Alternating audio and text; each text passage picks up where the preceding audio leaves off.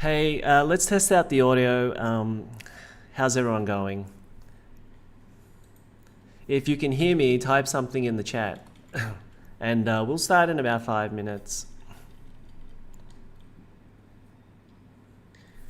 Hey, let's test out the audio.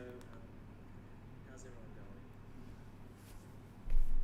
If you can hear me, type something in the chat. And we'll start in about 5 minutes.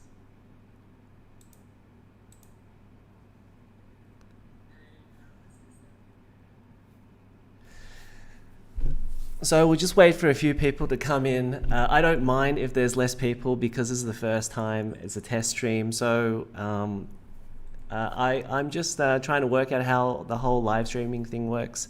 And I need to watch it. I probably should have done a test video and then see how that would go. And then I probably should have done that and then maybe work on it a little bit before going live. But news is news, right? So if I did that, then I'd probably be delayed in getting my video out. So we may as well just go the whole hog and just go with the flow and see how we go. If it's bad, it's bad. So, okay, cool. Hello, Prometheus. How are you? So we've got a few things to talk about because there's a lot of stories and I didn't want to go and make like 5 videos for this. So let's just do it all in the one stream. And if you're watching later on, you can just click on the bit that you like. But the reason I'm starting to do a live stream is because I'm actually in a new setup here. This is another place, and this place is a lot closer to work. It has better internet connection. So back at home it's like 10 megabits per second, and over here it's 30 megabits per second. So obviously when it was 10 megabits per second, I didn't really want to do a live stream because there were a lot of dropouts there as well. So the live stream could just drop out, and technically it could drop out here as well because the internet connection here is rather flaky. I don't really know how to explain it. It just drops out all the time. So just be warned, right? If this goes down, I will do a post in the community channels apologizing, and then maybe I'll give another shot, and then if it doesn't work still, then we'll just have to call it a day. But yeah, when I first started doing this channel, right? The format of this or the videos then was I wanted to do a podcast because I wanted to improve the way I delivered a message. I wanted to practice speaking, and I don't actually have a lot of people here because I'm living in a different country. I'm not in Australia, I'm in Malaysia. So I just wanted to practice talking again. There's not too many people that I can talk with here. So that's why I wanted to start the channel. Plus, with COVID and everything, lockdowns, well, may as well start something online.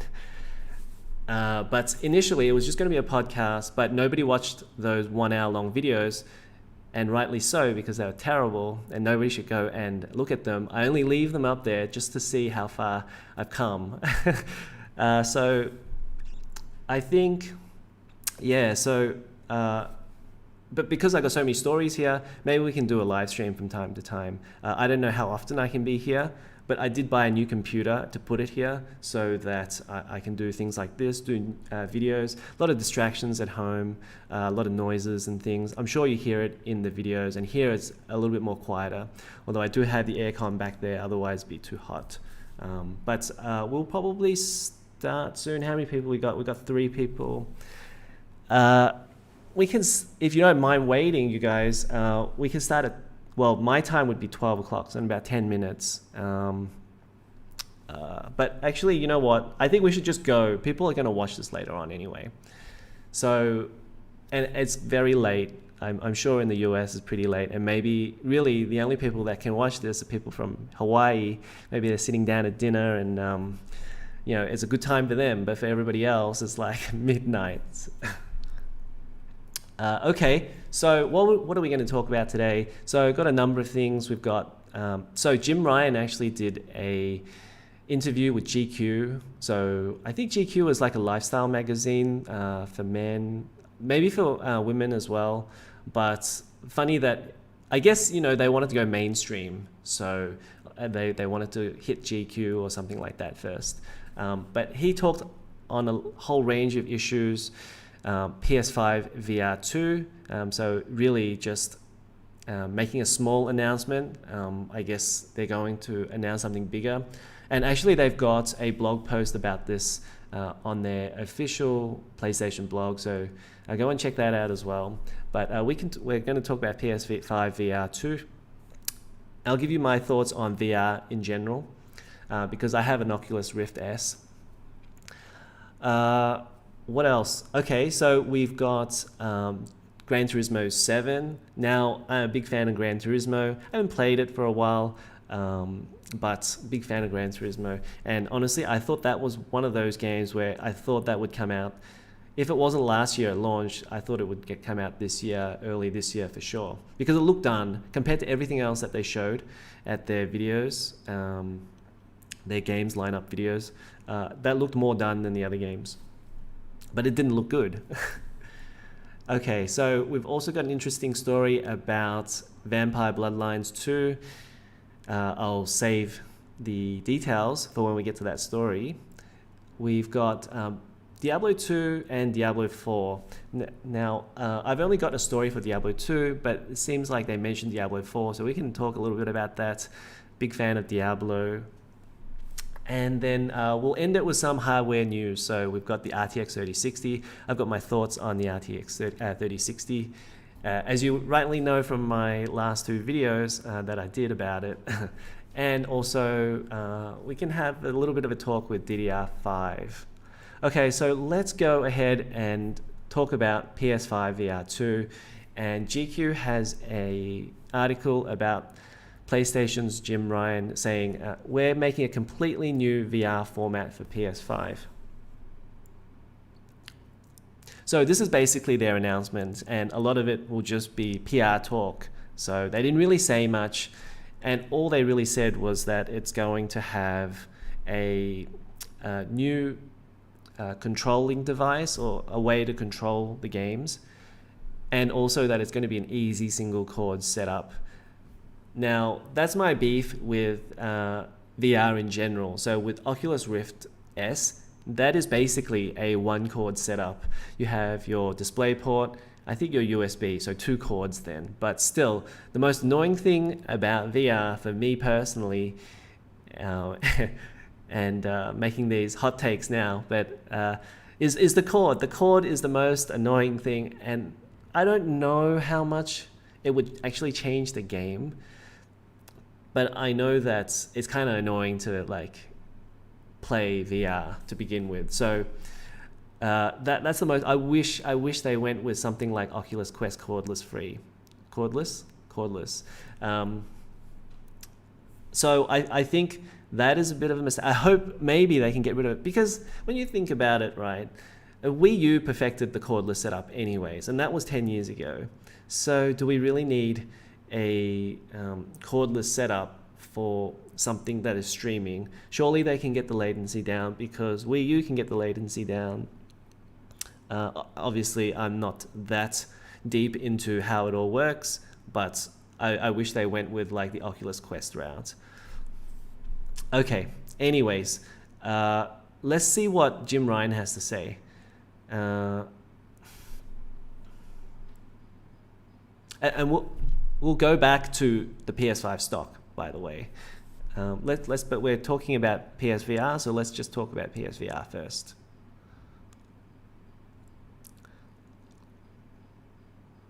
Okay, so GQ asks, all right, PSVR 2, the second PlayStation VR, what are we calling it at the moment? So he says, so the obvious question is what's changed from the first headset? So this will be a completely new VR format for PS5.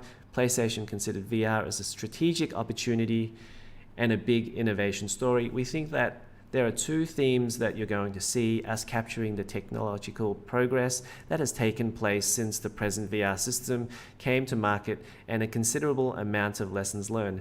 Because the present system was our first one, changes will be things like moving to a very easy single chord setup with this one and many other similar learnings. Dev kits are about to go out. So I'll just summarize the next bit, because effectively they're just saying, yeah, they believe in VR and they wanted to use this as a learning and innovation type of a device. But essentially that's about all that he really had to say. It was basically like an announcement. So I think VR, okay, if I can go back to my experiences with the Oculus Rift S, it's a very specific game. So, or it's a very specific device for a particular game. And it's all to do with the game design. So if your game design doesn't fit VR, it doesn't feel right in VR, at least to me. Now, I gotta say, I haven't tried Half-Life Alyx. I just ran out of time to try it. I packed it up and put it back into the box, ready to sell it to other people. So I played it for maybe like about 30, 40 hours, Oculus Rift S. And I found a lot of it was existing game design.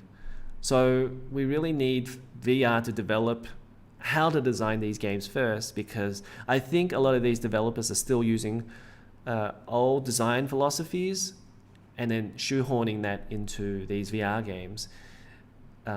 Even something as simple as like almost every game requires you to move, and because people would get headaches and things with moving in VR, they decided to use a teleport system, and basically they realized that works. So now every game has teleport, and every game is or has somebody walking around, and you're just looking around in VR. So we really maybe we have to get past this place where we're not thinking about VR as, let's take this old game and try and put that into a VR. I feel like VR still has a long way to go. I think they have to redevelop how they think about making games VR. For example, right, a game that is perfectly suited for VR would be something like a driving game, because you're actually sitting down and you're using your headset. That makes perfect sense. Or a cockpit game. That makes perfect sense. So now everyone wants to make these games where you're walking around and stuff. So it doesn't really make sense from that perspective. And that's why I say the single chord setup is much better, because, the cordless setup is much better, because at least you have that little bit of freedom. Like you don't feel that cord there. And also having a cord setup is a little bit annoying to set up all the time, put on your head and everything. But I think the wow factor of VR is really amazing. Like I remember the first time I put it on, I really felt like I was there, you know. The illusion is right. The game isn't. So that's the problem with VR right now. So I'm glad that they're doing VR again. I don't know how well it's going to go, because when you think about it, for a dev, he has to make a choice. Am I going to sell more copies on VR, or am I going to sell more copies on PlayStation 5? Now, obviously, you have so many games that sometimes it's better to go on VR, where there's a lot less competition. There'll be a lot less developers there. So if your game is going to wow everyone, yeah, maybe it's a good thing to do it on VR. But know that if it was really good, it's still not going to be a full-blown success. I don't know what the numbers are for VR in terms of hardware sold. It's probably less than 10 million, I would say, maybe 5 million.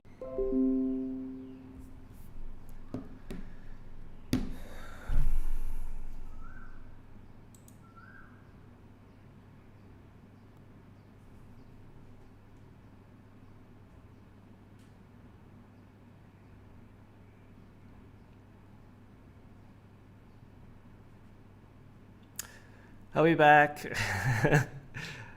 Oh my goodness. Oh, thank God for that. Now, seriously, this could go anytime. The internet connections here are terrible. um, so I will try and get back, of course. But if I don't, if I'm missing for like 10-15 minutes, I'll put a blog post up on the community area apologizing. So we'll see how long this goes. Maybe I better go faster, right? So I don't know where we were, but anyway, PSVR, I'm glad that they're doing it. And I think, I think there is an audience there, but yeah, I think the progress is going to be slow. And if it was me, I probably wouldn't get the PSVR 2 until you see the games. Make sure, you know, there are enough games there for you to go and buy that extra hardware. So Xbox Series S says VR is the future because gaming on monitors is boring. Yes, and you know what else is boring on monitors, right? And what isn't boring on VR? Why don't you run a LAN wire? Because yeah, I'm about to move. I want to go home. I want to go back to Australia, so I don't want to do any more setup in this place. That's why I'm not buying any furniture or anything like that here. But it's quieter here, so that's why I wanted to make videos here. But LAN wire to the modem would be about 10 meters in that direction, and down the stairs. It'd be annoying, kind of. Yeah. Okay. So, but you know, I love gaming on monitors because it's so relaxing and so easy. I can have other things on the screen. If I have the VR headset on, I have to be playing VR. I have to be in that game. I can't do anything else. You can't even get a call or anything like that. Your wife wants you to, you know, go bath the kids or something. Super annoying. Yeah. So maybe VR is not for me, but of course, you know, for other people, I'm sure it's great if you don't get distracted. Okay, but please, like, keep your comments coming because I'm going to respond to them. I can see them here, and there aren't that many comments, so I will see them. This might be your only chance. You know, if you're on other live streams, they just whiz past and nobody sees them ever. Okay, so there are a few other things that I want to touch on in this article, which was the stock situation. And now I know a lot of people are still waiting to get their PS5s. And he says, well, GQ asks, since we've got you here, when is everyone who wants to buy a PS5 going to be able to easily buy one? And Jim Ryan says, all I can say is we're working as hard as we possibly can. You may have read that we sold 4.5 million PS5s at the end of December. That's more than we did PS4s in 2013, and that was a high watermark for the PlayStation generation. So with everything in the world throughout last year, we feel like that was fairly decent. 1 in 4 of those who have bought a PlayStation 5 do not have a PS4, and those around about half are new to the PlayStation network.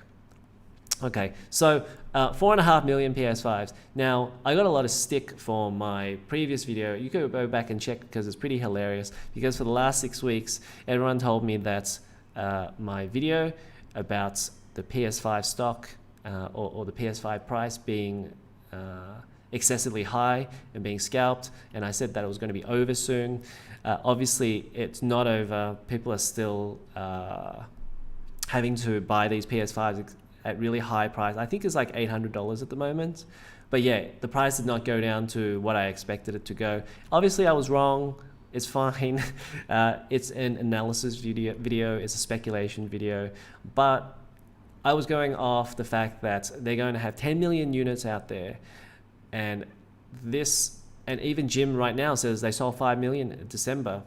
Now remember when I said 10 million, that was to do with the number of processors that they were going to manufacture at TSMC. So obviously they need a couple of months for them to put that on a PS5, manufacture that, ship that and all that.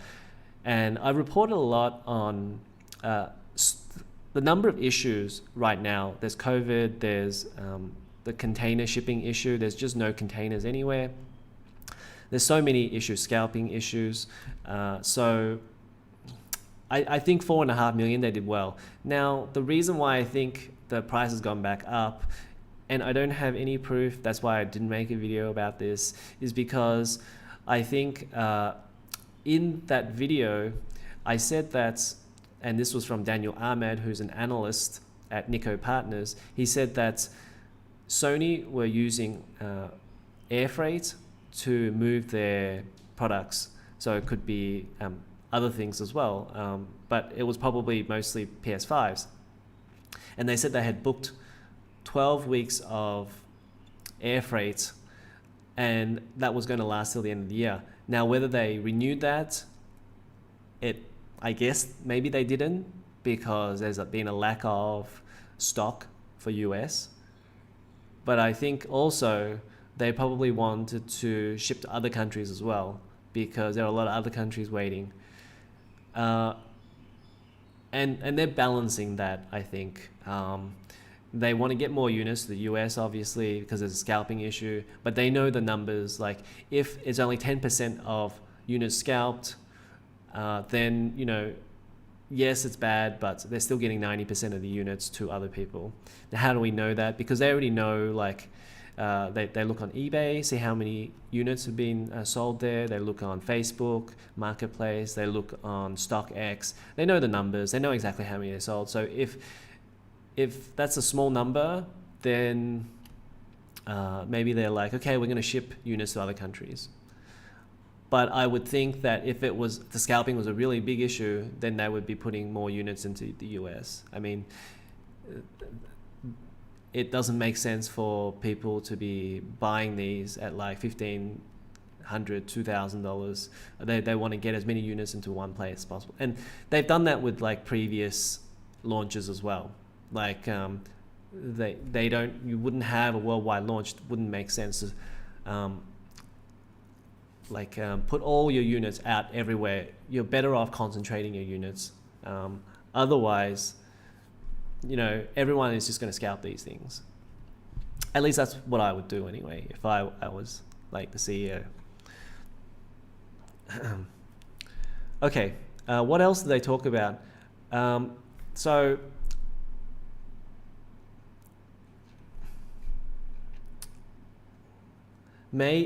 Okay, so the other thing that they talked about was Gran Turismo 7. And this is their statement for Gran Turismo 7. GT7 has been impacted by COVID-related production challenges and therefore will shift from 2021 to 2022. With the ongoing pandemic, it's a dynamic and changing situation, and some critical aspects of game production have been slowed over the past several months. We'll share more specifics on GT7's release date when available.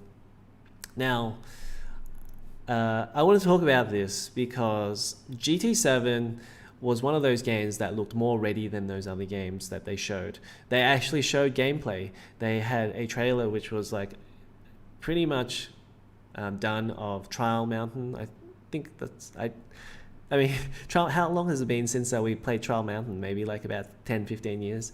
So I think it's Trial Mountain. And then that was pretty much done. And I think if they had that done, what that meant was that it was pretty much a carbon copy of Gran Turismo 6. So if all they had to do was just do a few nips and tucks on Gran Turismo 6, then I would have expected it to be ready very early. And it looked okay. Some people even thought that Gran Turismo 7 might have been a launch title because it had an Amazon listing at the time. I reported this when no one was actually watching my videos. So I thought Gran Turismo 7 was one of those games. And the other thing was that it didn't look good. It basically looked like a PS4 game. So I thought, okay, well, that could be why it's coming out early. Because if it was coming out in 2022, that would look bad. So obviously, maybe there was some reaction or they got some feedback or poor feedback for Gran Turismo. Because usually, when you watch a Gran Turismo game, you're like blown away by the graphics. I don't think anyone was blown away by Gran Turismo 7. And that's probably killing Kazunori. I think... Well, I can't even remember what his name is. I think it's Kazunori. I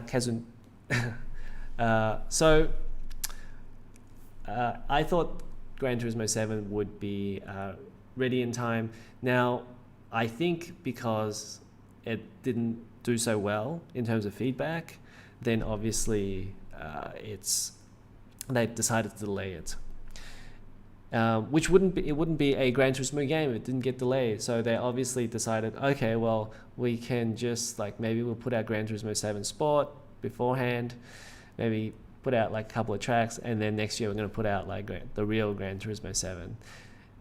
And I knew that this would get delayed actually later on, because I remember Kaz, he was saying that he wanted to do a brand new career mode. I was like, well, if they're going to do that, then obviously, then, you know, it needs a lot more work. So I think that's why we're going to see this in maybe 2022. If it's 2022, it has to be like maybe September. I don't think it's going to come out like March.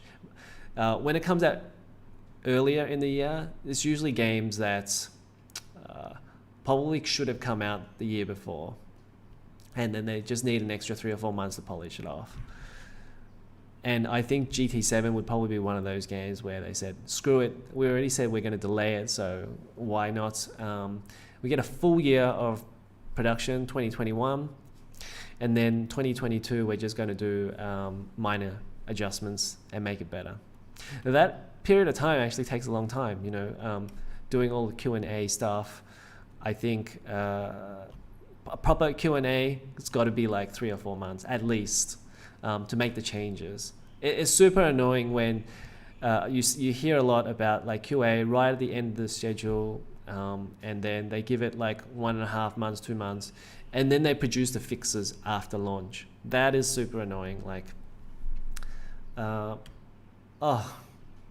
it's why I don't even buy $60 games anymore, because you know that if you just wait a month, it's going to be a better game.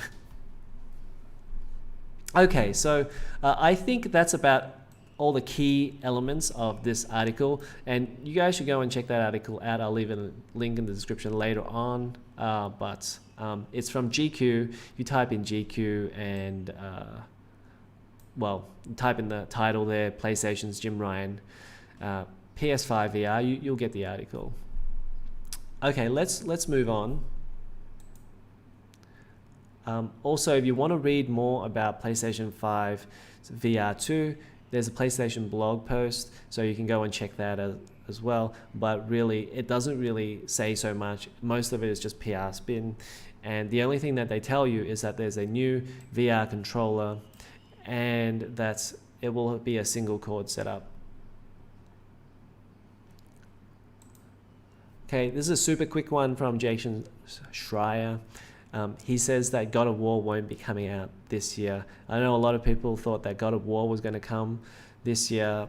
I guess AAA games are going to take longer this time around.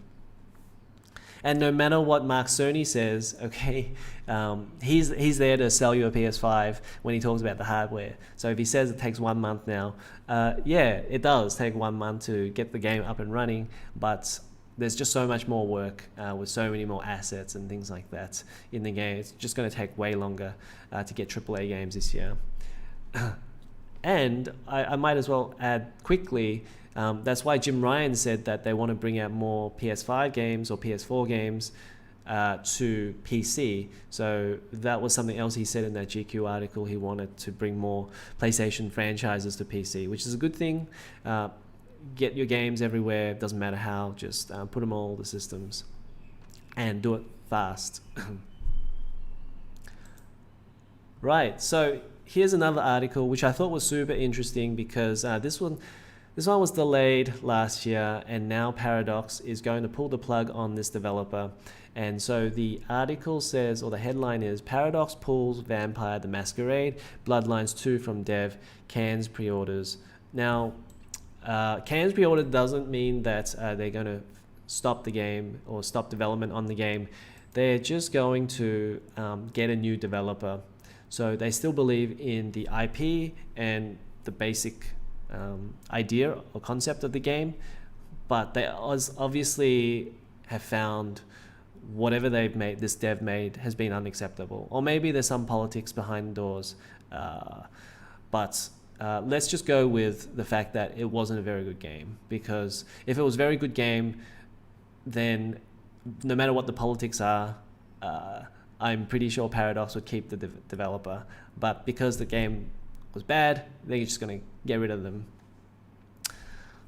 So in a statement, Paradox said, "In order to meet our goals for it, we've come to the conclusion that a change is needed, and as a result, more development time is required."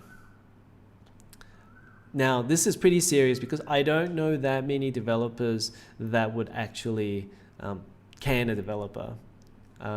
Normally, they will just make do. Maybe they'll add resources because there's a relationship there between the developer, or at least at the top of the developer, and the publisher.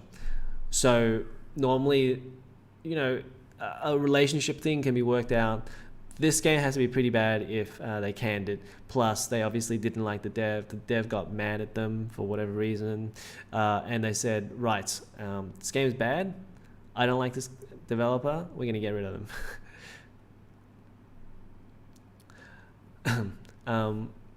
What else can I add here? Well, this one was actually shown in the Microsoft Games lineup last year for the Xbox Series X. I think that was the one in June, and that looked bad, just like Gran Turismo 7. This looked like an Xbox One game. This was the one where the guy was dancing around the Christmas tree. And then later on they showed you like 10 seconds of gameplay footage. So yeah, this game didn't look good at all, and I'm not surprised that it got delayed. So there's a development update announcement here. So if you just go to the Twitter, you can go and see that for yourselves. I'm not going to read it out, it's too long.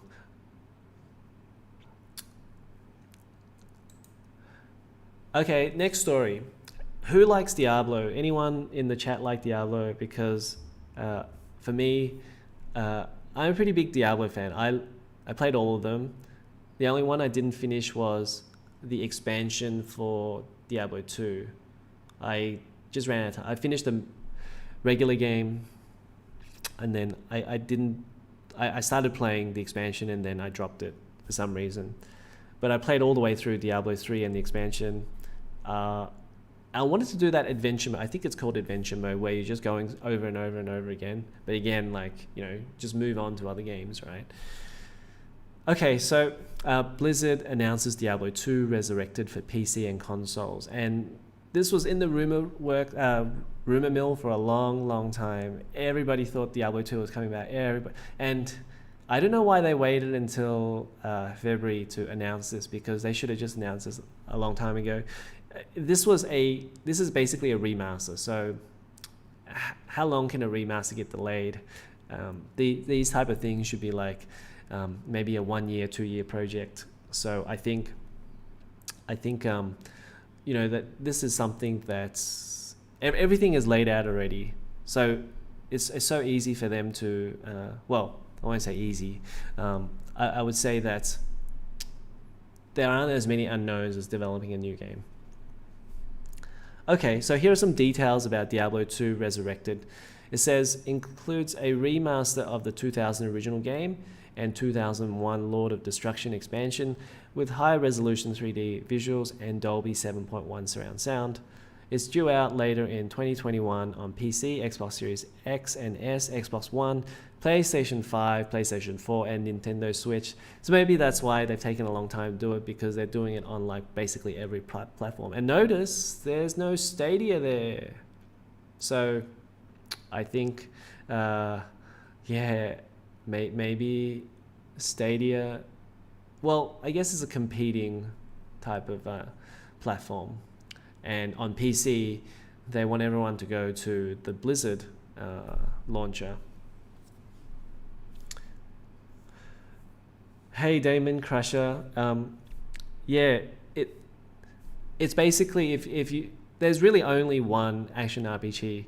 There are other RPGs like Divinity, Original Sin, but they're more like RPG style games, more like Baldur's Gate. This one is all basically just like full-on action. The game mechanics aren't too difficult. You're kind of just clicking on the monsters and stuff, but I guess the game, a lot of it is played in your head because you want to get the right strategies and you want to have the right equipment. The fun is in leveling up your character. Yes, you can spend a long time grinding, especially Diablo 3, because you can just play over and over and over again. There's a mode there called Adventure Mode, and it basically never ends. It's like survival or something. So you keep on getting better loot. And, you know, for them to make that type of game, it's just numbers, so in a spreadsheet. So when you get the best weapon, okay, well, they're just probably going to keep doing the same mechanics, but in the background, in the database, they're just going to increase all of the weapons, damage, and etc., etc. Now, this is something interesting. It says here there is cross progression, but not cross-play. There's co-op for up to 8 players, but no couch co-op. And that's a real huge bummer because I've got Diablo 3 on PC. I've got Diablo 3 on the PS4 and the Switch. And I play couch co-op on those other two, not PC. So I'm a little sad that there's no couch co-op. I specifically bought a brand new controller, so now I have 3 controllers, play with the kids, and there's no other game for me to play couch co-op except for Diablo. That is, I think maybe that is why, because there's just no co-op games on PS4 anymore, and they just want you to buy another PS4. I think this is a bit of a bummer. I wish they put couch co-op in, but obviously they can't be bothered. Like, nobody puts split screen in their games anymore. Okay. Wonder how it will go on console. Yeah, so I will say this. The experience was 100 times better on PC. Not just in terms of presentation and everything, and graphics and all of that, which is better on PC. But you have your own screen. You don't have to share the screen with anyone else. And for some reason, it doesn't feel right to play on a controller, at Diablo anyway, because then it feels like a hack and slash game. I don't know why, but with a mouse and keyboard, you can get in and out of your inventory very fast. You can adjust your character setup quicker. It just feels like, and you play at your own pace. Whereas if you're sharing the screen, it becomes a hack and slash game, and it's still fun, but it's not really the same type of game. Like, you get a little bit impatient, like if other people are doing stuff and you're not actually playing the game. But it's still good to have it on console. Like, even if it's not as good, it provides choice for everyone, and I'm glad they're putting it on console. Okay, so here's some important information and then we'll move on. So it says here, Diablo 2 Resurrected takes the 2D sprite-based original and layers full 3D physically based rendering, dynamic lighting, revamped animations, and spell effects on top in up to 4K resolution. We've seen a lot of other games do this. I think like Wonder Boy did it. I don't know if Streets of Rage did it. I think they didn't, but those type of games did it. The idea is to recreate the original gameplay, and so you're able to switch between the original and modern visuals at will. Very cool. Go and check out the trailer for yourself to see how they do that. I think it looks much better, of course, in the new version. I don't think anyone would really want to go back to the older version. It says here, all 27 minutes of the game cinematics have received the remake treatment, shot for shot from the ground up. I think that's about all. I'm not going to read the rest of it. And the developer is the developer who did Tony Hawk's Pro Skater 1 and 2, which did well with reviewers. And they also say, just quickly, Blizzard vows not to replace Diablo 2 with Diablo 2 Resurrected. So even though you get the original game in Diablo 2 Resurrected, they're two separate games. And I think your save games and all of your equipment and characters and stuff won't be able to translate into the new game. That's why they're keeping it separate. You can still go back and play your old Diablo 2. They're not going to get rid of it. They're going to keep selling it and all of that. Right, okay, so that about does it for the gaming side of things. Now, there are a few other older stories, like Nintendo had a direct last week, and I haven't really talked much about Nintendo. And you know, when you're running a channel, it's funny because you get a specific type of audience that's like one video. Then it just suddenly becomes that they're not going to come back unless you do that type of video again. So a lot of my content has been hardware related and PC related, which is fine because I love PC. But that just meant that other things couldn't be made, like stuff about Nintendo and even PlayStation. I haven't made a PlayStation video in ages, which, I don't know, there hasn't really been that much PlayStation news anyways. And it's much easier for me to do a live stream for PlayStation news. Then we can have a talk about it because it's way easier to do it like that. I don't have to do any analysis or anything like that for PlayStation. Damon Crusher asks, will look amazing, I'm sure. Can import old characters? I'm pretty sure you can't, because if we just go back,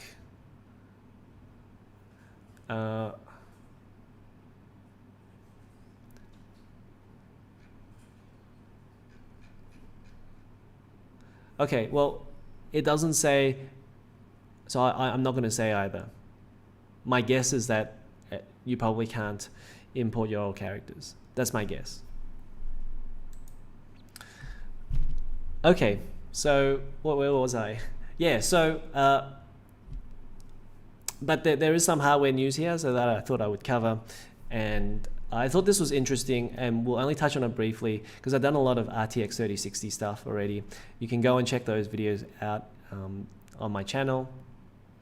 So 3060, now this is the 12 gigabytes 3060, and they have a PCB of this, and I'm not too technically minded, so I can't tell you what all the other stuff are. I'm trying to learn it all.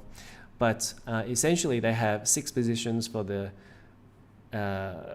video memory, which is important because this means that it's 2 gigabytes per module, and there aren't any modules on the backside, which is the issue with the 3090. And the 3090 is hard to cool because you can't cool both sides of the VRAM module if there's VRAM modules on the front and VRAM on the back. So I'm thinking about modding my card, my 3090, but I've just done the underclocking and undervolting for this card. I want to do a video about it. It should be up in a few days, but yeah, I got delayed this week, lots of work, very busy, which is why I'm doing this live stream. Anyway, essentially 6 positions. So I think you will be able to cool both sides if you wanted to. Like if your VRAM temperatures feel like they're pretty hot, and when the reviews come out tomorrow, I think they're tomorrow, and they say that the VRAM temperatures are hot, well, you can change the thermal pads on the back, try and get more cooling on that, on the backside. But just be aware that, like, when I say change the pads yourself, you may void the warranty, and you may put it back in a state where the temperatures are worse. I've seen videos, which is why I'm kind of holding back on doing my own 3090, where people have gone to open it up, put it back, and the temps are worse. So that is the risk you run when you go and open up your GPU, because it's no longer factory assembled, and the factory assembled has the exact same pressure on every single card, the exact same thermal pads on every card. If you go and change all your thermal pads out, they may squish differently to the ones before. Your pressure is going to be different. Many things which can go wrong. Yeah, so only change it if you feel like your card is going to, you really need to fix your card, is what I'm saying. If your card is doing okay, yeah, don't worry about it. Like, 80 degrees for the VRAM, it's fine. Just let it go. Okay, so I just wanted to show you this because I think the cooling will be better here. Now, whether 1 gigabyte VRAM modules are cooler than 2 gigabyte VRAM modules, I don't know, but you can cool both sides, which is better.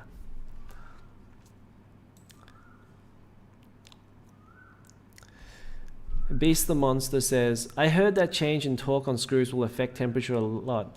Yeah, so if I go back to this PCB, okay, you see these 4 screws here.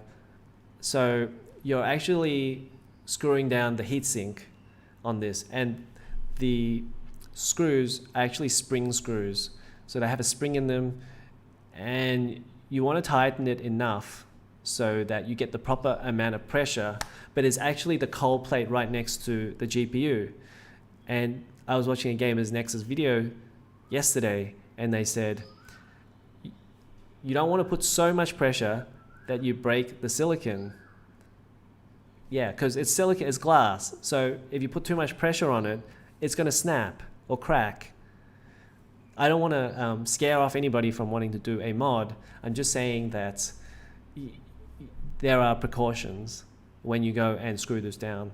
And then also, if you don't screw enough, then it's not going to have the right contact.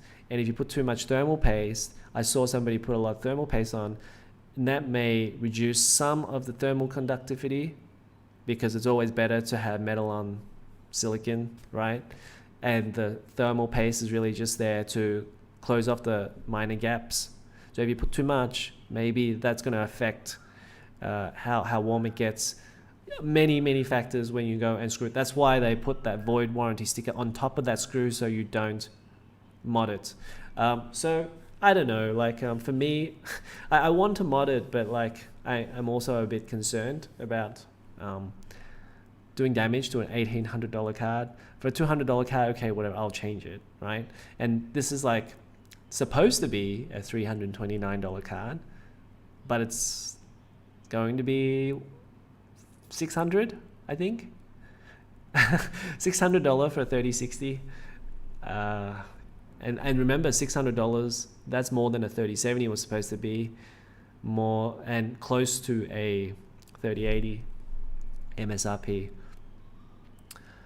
The Keith Gray, hi Keith, how are you going? Keith Gray says 3060 leak specs, what a joke. Yeah, when I initially saw the specs, I think it was like 20% less CUDA cores, and I thought, okay, than the 3060 Ti, because the 3060 Ti was 4,500 and this was 3,584. So has to be like 20% less performance straight off the bat. Yes, you could boost the clock, but the clock is exactly the same on all these 30 series cards. But people were saying that, oh, it's going to be like a 2070 Super. I think if this turns out to be like a 2070 Super, I don't think this is such a bad card. But if this turns out to be like even a 2060 Super, then I don't see what's the point of somebody who has a 2060 to go to a 3060. If you have a 2060, why are you jumping to a 2060 Super card? That doesn't make any sense. You could have done it like a year ago for way cheaper. Now you have to pay like €600 for it. But again, what choice you have? Well, you do have a choice, because just stay on your 2060. Yes, you have 6 gigabytes versus 12 gigabytes, but just wait a little bit. I think it's not that big of a deal right now. We'll see what games are announced at the end of the year. Maybe they'll affect it. The only game that's going to affect it might be Cyberpunk 2077, because I think it hovers around like 7 gigabytes. So if you turn some stuff down, it'll be fine. Damon Crusher says $1,800. They're selling now for $2,500. Are you talking about the 3090? Yeah, I paid $1,800 for my 3090. That was about a month ago. I thought it was a deal, so I decided to buy it. I'm not in Australia right now, I'm in Malaysia. I'd like to come back to Australia, but a lot of family things. So hopefully soon, right? And work. And but anyway, $1,800 for the 3090. I thought it was a good deal at the time because the 3080 was $1,500 where I am, and the 3090, it must have been a mistake from the PC retailer online. I asked them, do you have stock of this 3090 at $1,800? I was like, yeah. So I bought it because I thought, well, it's just another $300 to jump up to the 24 gigabyte GPU. Okay, let's give this a shot. I know it's expensive and all that, but I guess I could sell it if I didn't like it. Yeah, I think it's like you say, it's like 2005. Yeah, USD, 1,800 USD. So like 8,000 Malaysian ringgit. 10% off 8,000, so it was like 7,200. So, but should you buy a 3090 for 30? Even without all of the testing that I've done in terms of temperatures for the 3090, I would say, yeah, why don't buy a $1,800 video card? That was a pretty, I won't say dumb buy. It's a bit of a dumb buy. I already had a 3080 anyway. I was going to mine with it to get my money back. So I thought, okay, even if I can mine like 3 or 4 months before everything just dies out with Ethereum, I can make a little bit of the money back when it's $1,800. So that's why I bought it. Anyway, but yeah, with the 3090, I think it runs hot. And somebody asked me in my comments, hey, why don't you change the title of that video? Because the title of the video was like, don't buy a 3090 for mining or gaming. And I haven't responded to him yet, but I will. The title is fine, I think, because I don't recommend anyone buy a 3090, especially for mining, now that I've tested it properly. And I've undervolted and underclocked it. It gets to about like 88 degrees, 86 degrees at best. So I don't recommend anyone buy a 3090. And also, the G6X is in every single 3090 card. So they're all going to get hot. However, I will say that some cards have better cooling.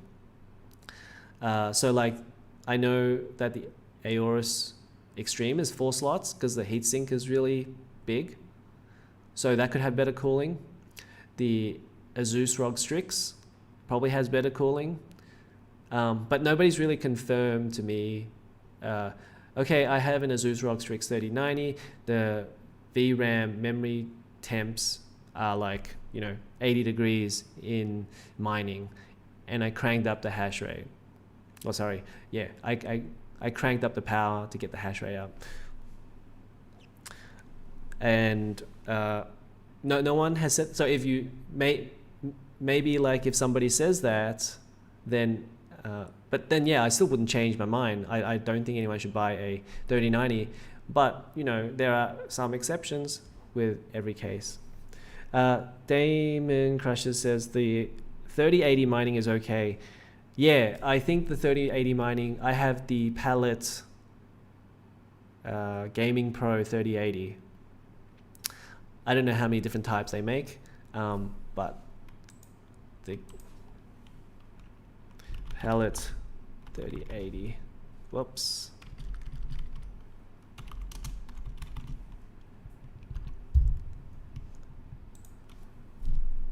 I have this one, which is an awesome looking card. I really love the look of this card. It looks so good. With the silver and the black. And it feels a lot more premium than the MSI Ventus. Sorry, MSI. The MSI Ventus card is fine. Nothing wrong with it. Well, in terms of looks, right? In terms of temps, the 3090 is very hot. But yeah, with the palette card, the 3080, as I showed the other time in that video, there's no VRAM chips on the back of the PCB. So you can cool both sides. So that you can stick thermal pads on the back of the PCB, you can stick thermal pads. They already have thermal pads on both sides. then it's cooler, and you're only running 10 gigabytes, and your memory bandwidth is less, which is a big problem, I think, because the memory bandwidth is so much bigger in your 3090. Your VRAM is run more. That's why it's hotter, because on the 3090 it's like 960 gigabytes per second.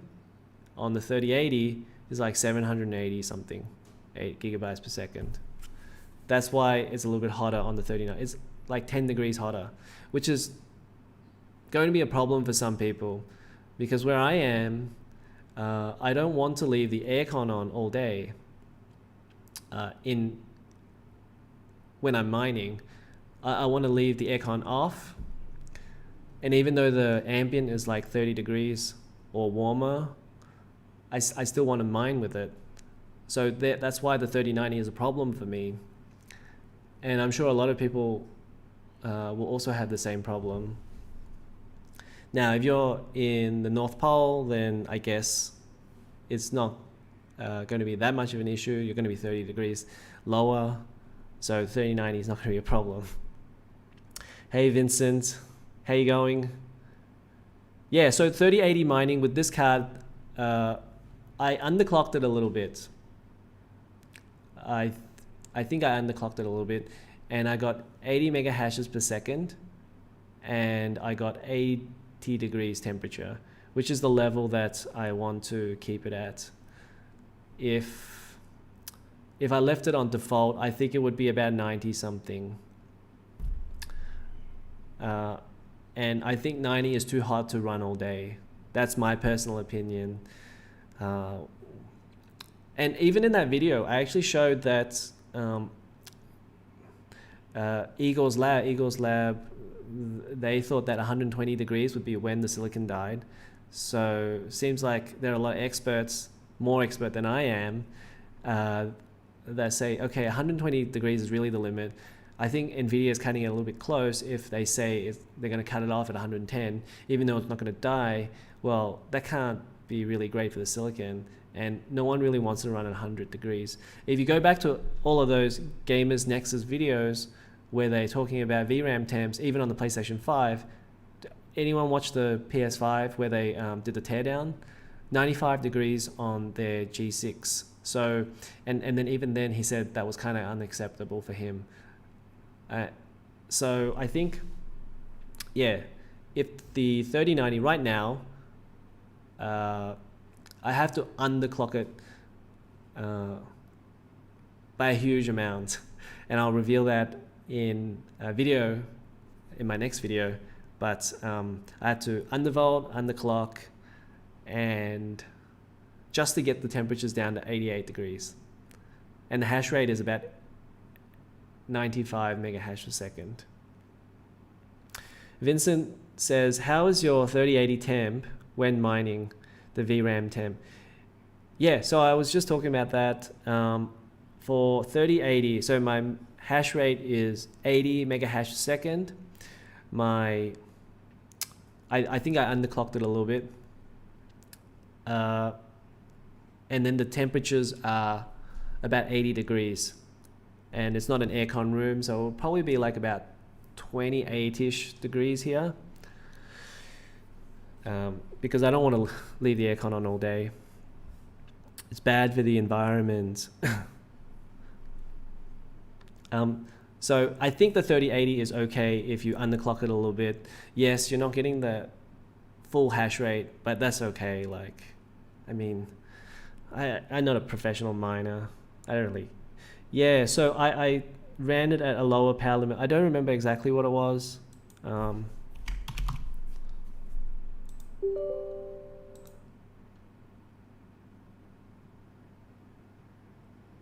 70%. Can you see this? 70%. So temp limit 76. Did I run a curve? That's my curve. So I ran about 1200 megahertz per second at about 750 millivolts. Fan speed when this gets going, this is about 80%.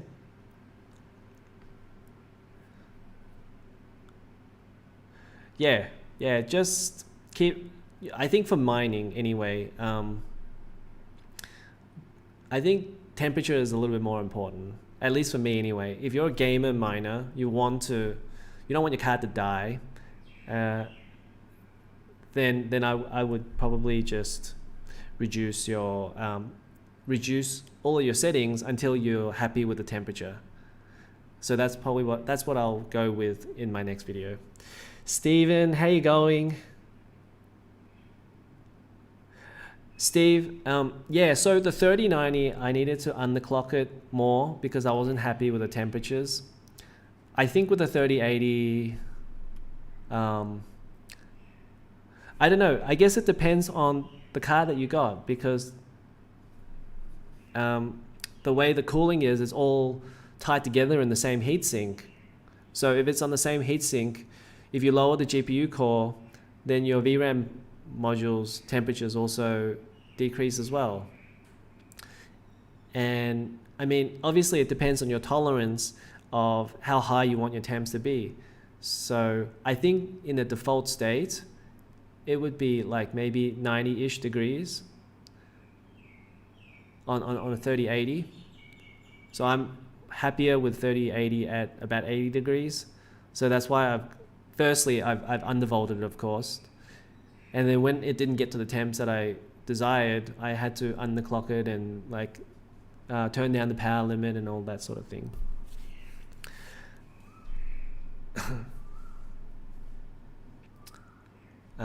Okay, so I wanted to show you guys this as well. This is the 3060 6 gigabytes. And I don't know if anyone would be interested in this. I think 6 gigabytes is just way too little. I think even miners, well, you know, at the moment miners are buying 1660 Supers for $500. So maybe they'll buy this for $500. Steven says, I haven't tried mining in my 3080 yet, so this could be useful to me. Yeah, so for me, what's most important is like the temps. So you can download this thing called hardware info, which is super useful. And I think, and I think you can do the same thing in GPU-Z as well. And I think GPU-Z shows you the memory temperatures for G6, but it doesn't in HW info. I haven't checked GPU-Z yet, but for me, I'm monitoring these two things, the GPU temperature and the GPU memory junction temperature. And seriously, like it gets real hot on the 3090. This is like about 47 degrees and the GPU memory junction temperature is like 88 degrees. There's like 40 degrees difference. If you lower your GPU temperature, your memory junction temperature goes down. They're on the same heatsink. But yeah, definitely have a try. It's super easy to mine. If you don't want any troubles or anything like that, just go to NiceHash. It's very easy to set that up. And then you set up a wallet as well. So once you mine it all from NiceHash, then you transfer it to your wallet. And from your wallet, your Bitcoin wallet, you can exchange it to fiat currency like USD or whatever.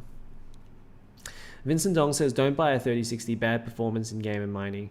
Yeah, after this, I'm going to go check out the Good Old Gamers video. He says that the 3060, there's a leaked benchmark for the 3060 and it's less than the 2060 Super. Now, it's probably just some games and some benchmarks, but even still, it's running it real close. So again, like I said before, like why would you buy a 3060 when you had that, when you wouldn't have done it, when you wouldn't have bought the 2060 Super? Like if you're sitting on a 2060 and you're wondering whether to jump up to a 3060, well, you wouldn't have jumped up to a 2060 Super. Okay, so the 6 gigabyte version, yeah, I don't think this is enough VRAM because the 3060 was supposed to be like a 2070 Super. I don't know if even is like a 2060 Super.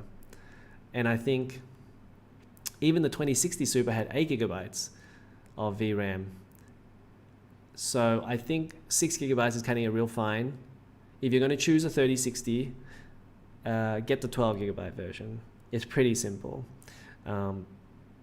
It's not so much about whether you use that 11 to 12 gigabyte at the end. It's more about using that 8th or 9th or 10th gigabyte in that 12 gigabyte version. And I would say, like, if the 12 gigabyte version is $329, I mean, how much lower could this MSRP really be? I don't think they're going to sell it for $250. So the only way they could get me interested was like $199. It was $199, then yeah. But of course, if it's $199, it'd probably be $500 on the street.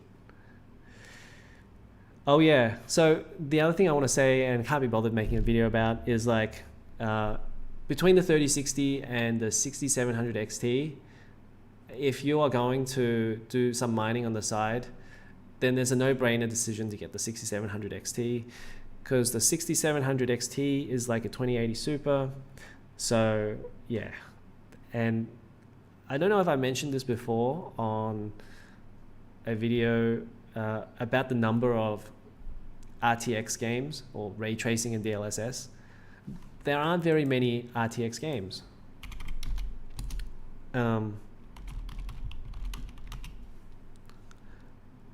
It is like less than 30 games, I think.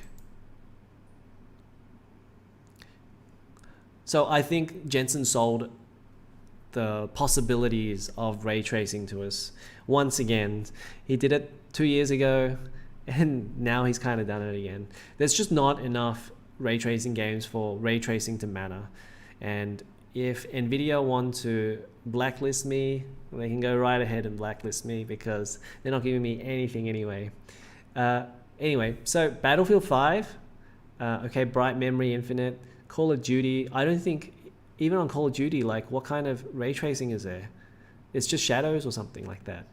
Cyberpunk 2077, legit ray tracing game.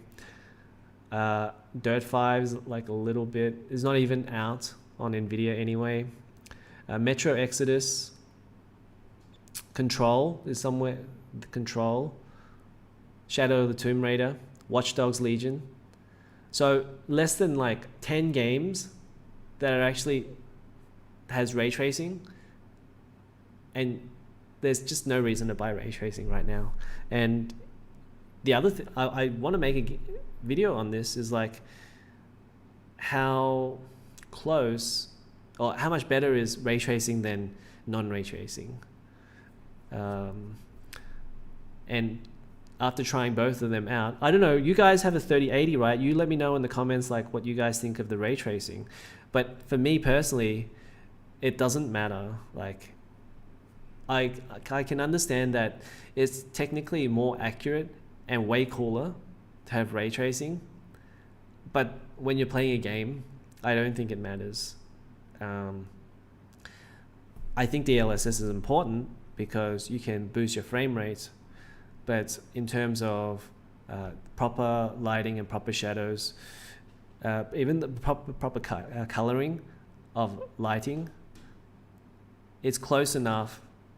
It's close enough that I don't think the ray tracing is worth the price that you have to pay for an RTX card. So I think to sum all that up, like if you're going with the RX 6700 XT or the 3060, well, the RX 6700 XT is a better card anyway in terms of processing. Yeah, so Steven says it only matters in Cyberpunk to me. Same. I agree. Well, I haven't tested in the other games yet. I'm going to go play Control and Cyberpunk 2077 and Fortnite. So I wanted to look at those 3 games and then do a video. But like I like it. I like ray tracing. I just don't think there's enough games to specifically for somebody to sit there and say, I'm gonna wait for an RTX card.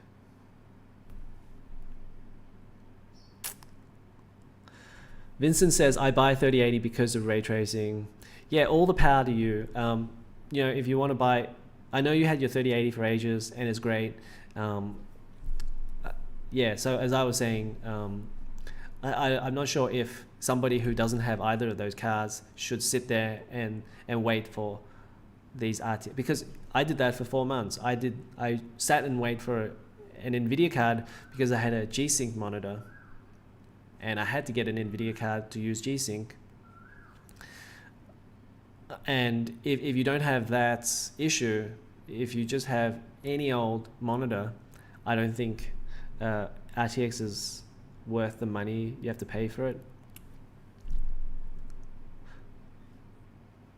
But if you compare the price now, 6800 XT lost their advantage in price to 3080.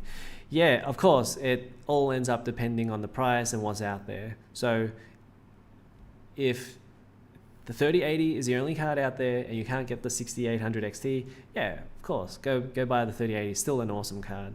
I have a 3080.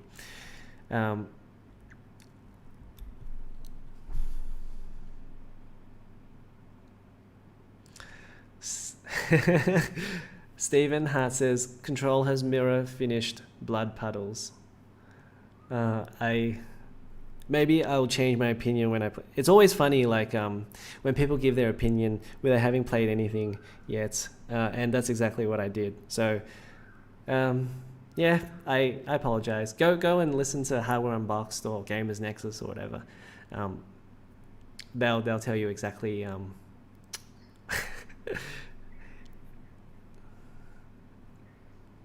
Okay, I didn't have too much more news, so this is really the only thing that I wanted to mention. Okay, just hold on a sec. So Vincent says, haha, I only buy G-Sync compatible now.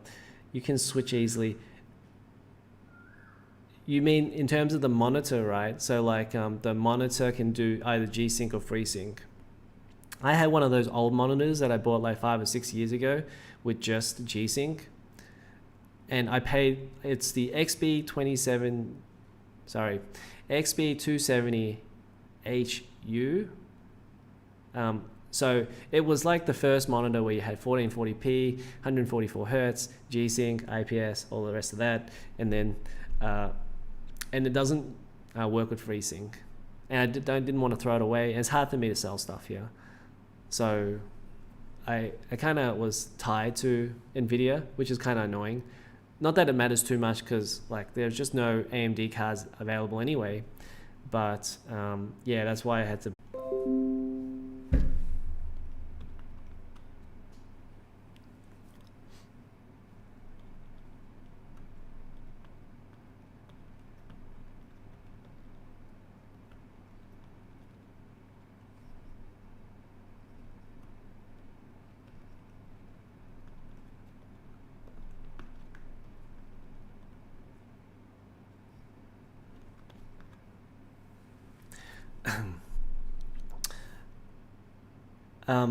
Okay. Steven says, I have a FreeSync monitor but couldn't get the 6800 XT. Only the LC version was available. The tubes are crazy long and it has a rat's nest of cables. Also, my Galahad AIO is white. It would look crazy. What's the LC version? I'm not familiar with that. Yeah, Damon Crusher, What to Mine says 6800 XT only 61 mega hashes. So the reason I say 6700 XT, so NVIDIA reduced the hash rate of the 3060. So I don't think they're going to do that to the older cards. I don't think they're going to have, that would be basically the worst business decision of all time. You can't go back and change the performance of something that somebody's already bought for the price that they paid for. I think it would be a legal issue. I'm not 100% sure. I'm not a legal person, but I think it would be.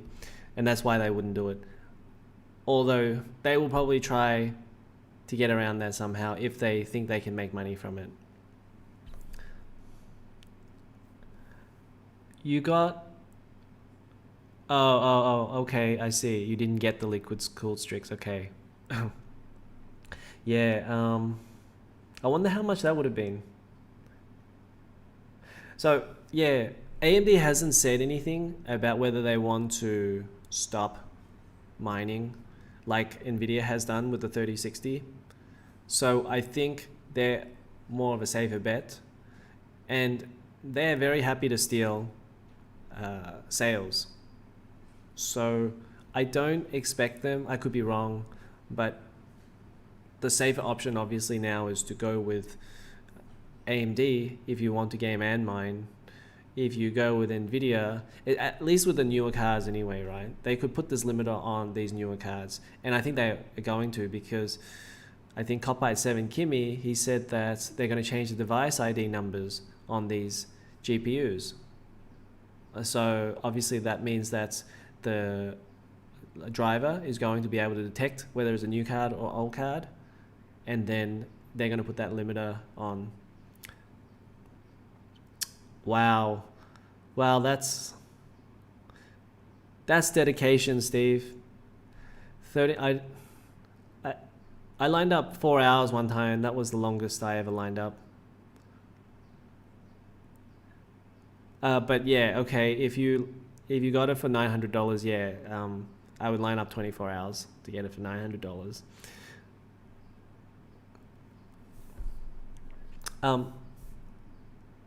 So this is the last piece of news, and then we can just have a free-for-all chat.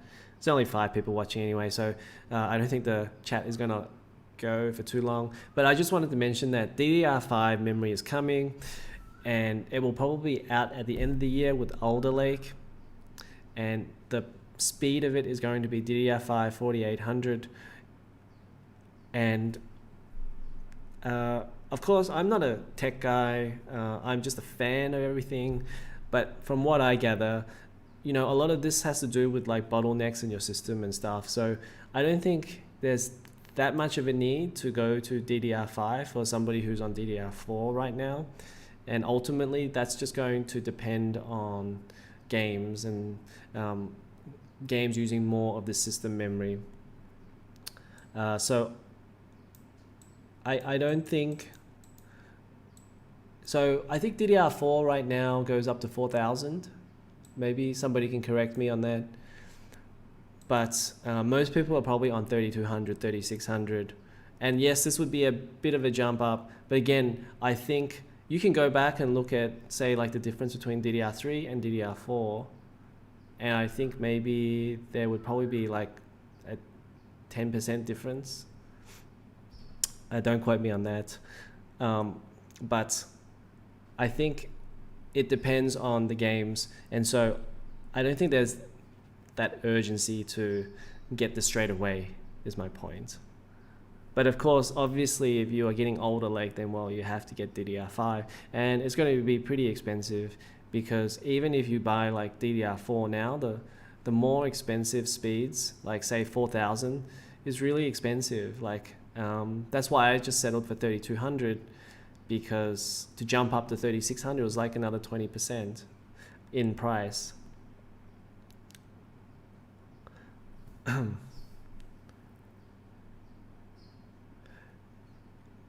So that's about all the news that I have today.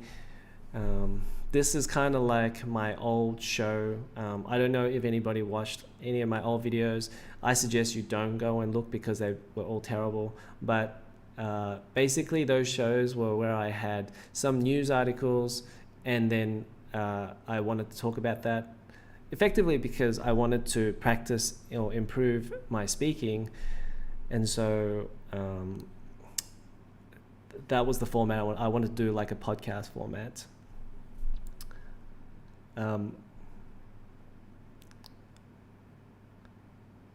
But my intention always was to do live streams with those news shows. So this is it. This is the first one. And I'm glad that, a few people watched, 10 people watched. That's cool. I remember 3 years ago when I streamed on Twitch, and I literally had nobody for 3 hours. I had 2 people. So you got to start somewhere. But you guys, I'll leave the chat on for like another 10-15 minutes. If you have any questions or you want to talk about something, then this is the time to do it. And then after that, I'll say goodbye. Yeah, this is the Logitech, the 1080p version of it. I don't remember what model number, but I'll check for you.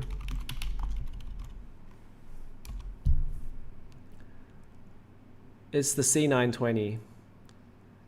And I don't generally use the webcam because the quality sucks. Normally I have my Sony. I just couldn't be bothered setting it up today. I just wanted to go with a webcam and see how it went. And it's okay if you have some lighting on it. So I've got a studio light up there. Like that. So as long as you get some lighting, then you can make a camera look okay. But in terms of quality, yeah, generally don't stream with a webcam because the webcam quality is not very good. If you have anything at all, like any portable camera with HDMI out, yeah, just stream with that. Hook that up to a capture card. You can buy a really cheap capture card for like $10, $20, and then just plug that into OBS. Hey, Hardcore Hardware, how you going?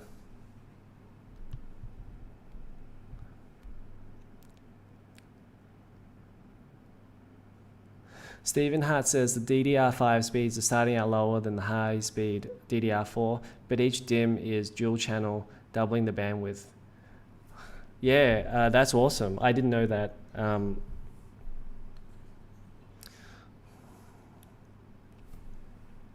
But I guess, really, there's no way for anybody to upgrade unless you get Alder Lake. Or maybe Zen 4? I don't know if Zen 4 will have it. I think Zen 4 is supposed to have it, right?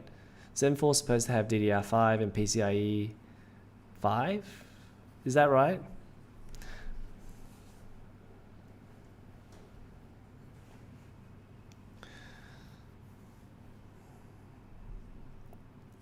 Hardcore Hardware, I don't know if I responded to all of your comments in the previous video, but yeah, I think I read most of them. But Hardcore Hardware, I've pretty much finished the show. You're going to have to go back and watch the whole show. It's very rambly for this one. I will try and get the format down a little bit better. You know, sometimes I was looking at the news articles, sometimes I had my own thoughts, sometimes I had chat. So I need to, I guess, adjust it a little bit to make it a bit more viewer friendly when you go back and watch it as a video later on, not just a live stream. Yeah, it's coming with Alder Lake. But again, Alder Lake and Zen 4, isn't Zen 4 coming out this year? Or is that not happening? I thought Zen 4 was coming out this year.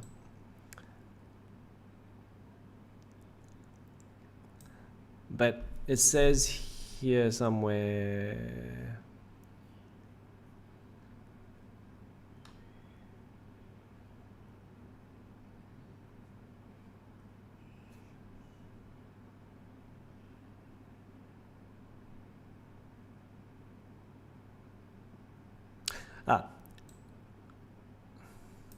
At this moment, we have only heard about a possible announcement in September with a release expected in the 4th quarter. Yeah. Alder Lake, everyone's been saying it's coming out 4th quarter because don't buy Rocket Lake, buy Alder Lake. So yeah, I think it's still happening. I don't see it being delayed because Rocket Lake was a bit of a stopgap. Stephen Haas says Zen 4 is 2022. Well, that's probably a good thing because no one can buy Zen 3 anyway. Okay. Yeah, I'm gonna. So, Damon Crusher says chat seems a bit delayed for you to interact. Maybe. Yeah. Okay. So I'm watching it on the iPad, the actual live stream. So I don't know if that is delay. I guess it is because there's a 20-second delay that I put into the YouTube stream. So maybe that's why.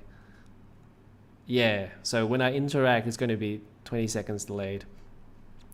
But I only have one monitor at the moment, and I'm trying to fit like too many things on the one monitor. I need to get a second monitor for the chat, which I bought some of these DisplayPort adapters because the 3080 only takes DisplayPort and one HDMI. So I don't have the second monitor up yet. But news can't wait. News can't wait. We got to get the news out there. So the iPad is my second monitor today. And I'm sorry there's a 20-second delay to responding.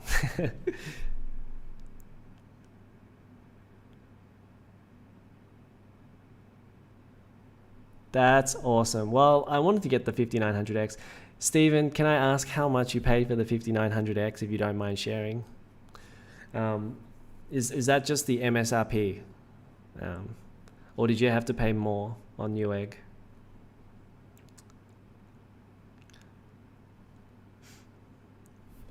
I wonder how much people are paying for a 5900X now anyways.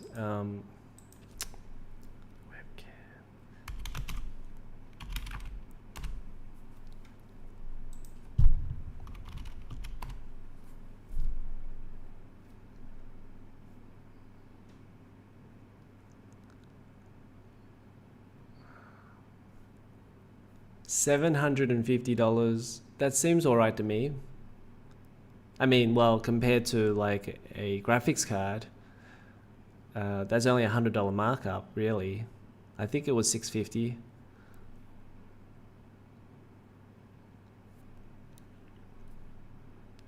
Stephen, I'm in Malaysia. I'm not in Australia. I'd like to go back to Australia.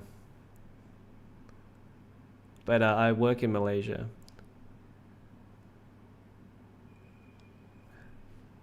Yeah.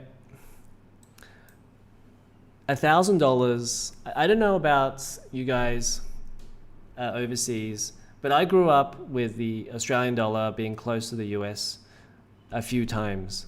So in my mind, I always felt like, oh yeah, you know, the Australian dollar is worth $1. And then we had what, like 7 or 8 years of it being like 70 cents, 70 US cents, the 1 Australian dollar, which was terrible. But in my mind, I'm still thinking, hey, things should be like 1-to-1. I remember paying like $60 for 60 Australian dollars for PlayStation games. Like I would buy them, say on like Play Asia. I don't know if you guys know that website. And I would buy the region free games and I'd pay 60 Australian dollars. Oh, Cool Hardware, you're in Australia too? Harvey Norman has them listed at $859, but no stock. Well, at least Jerry is doing something right with the pricing for once. That's not bad. Like that's what it should be. I've seen these 5900Xs for like $1,000, $1,100, something like that.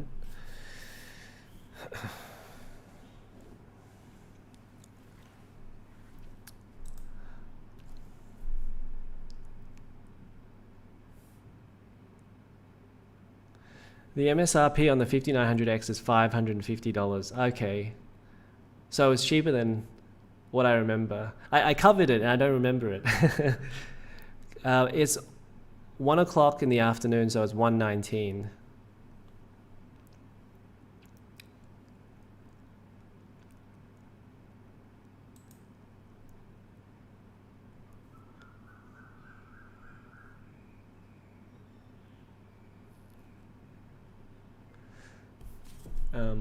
Hey, while we're on eBay, why not, you know, look at the 3080. and I do this at least like three times a week, I think. Okay, where is the sold button? What?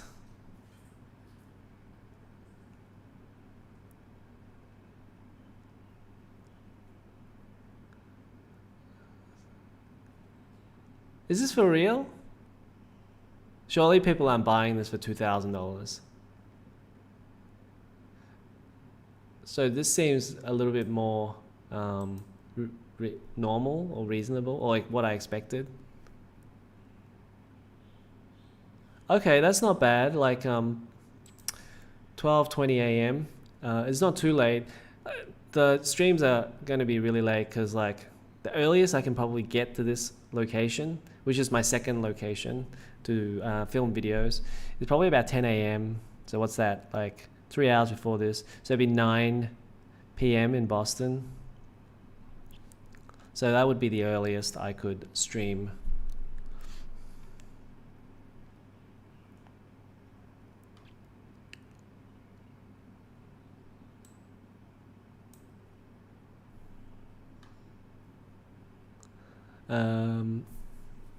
Why are all these cars being sold for like $2,000? Is this for real? A 3080 is $2,000 now?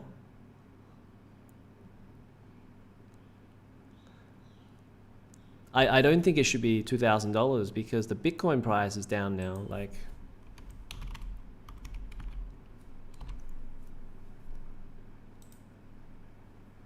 $49. I think this was like 55 at one point.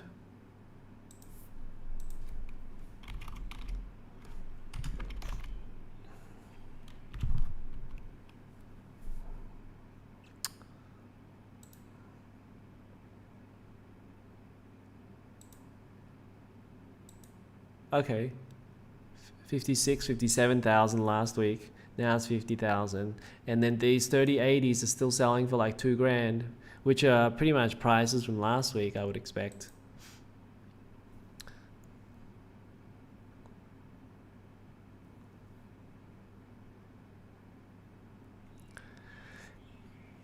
I don't know if you guys watch Sarah Dietschy's channel. She just moved back from New York to Dallas. She made a video about it today. Just seems like a lot of people are leaving these big cities. I mean, obviously New York is different to Boston, but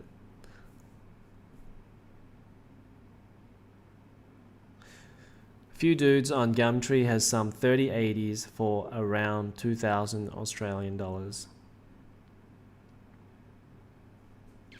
Steve, I totally agree. Yes, there's a lot less cars out there. I'm hoping that there's less stuff manufactured, but I feel like it's probably not. I feel like more stuff is manufactured because everyone is at home and they want to buy things online. So I'm a little bit concerned in that department. Oh yeah, ETH, right. ETH is down. And then, so weird, I don't know, can somebody explain to me, like the fees keep going up and down, or you know, on NiceHash, your payout rates keep going up and down. Like, I don't know if that's to do with the Ethereum price or how that works, but yeah, I think at one stage I saw the 3090, it was doing like $15, $16, and now it's back down to $12. ETH price, yeah. So, you know, obviously with anything, there's always going to be a sell-off when people realize it's overvalued. So there's nothing to really worry about. Most of these people who are in the mining, they're in it for the long haul. So it doesn't matter to them whether the price is 2,000 or 1,500, because they will just hold most of it. And then they will sell it when they feel like it, when it's up, I guess.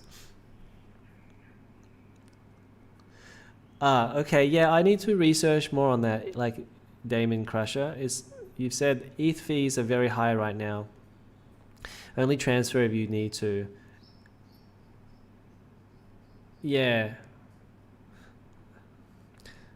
I've cut down, well, I mean, I've just started, but I think I'm just going to transfer out once a month.